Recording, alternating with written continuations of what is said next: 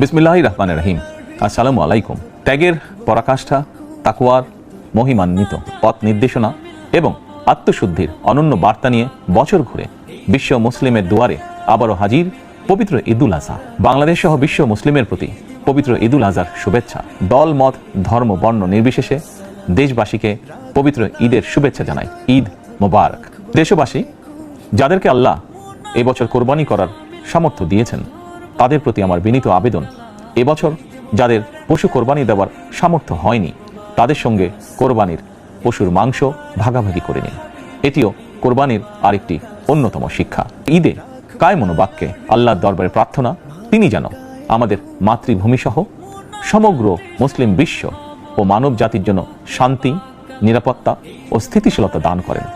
একই সঙ্গে আমি বিশ্ব জুড়ে শান্তি, সম্প্রীতি এবং নিরাপত্তার জন্য মহান আল্লাহ রাব্বুল আলামিনের দরবারে প্রার্থনা করছি। প্রিয় দেশবাসী, আবারও আপনাদেরকে ঈদুল আজহার শুভেচ্ছা জানাই। ঈদ মুবারক।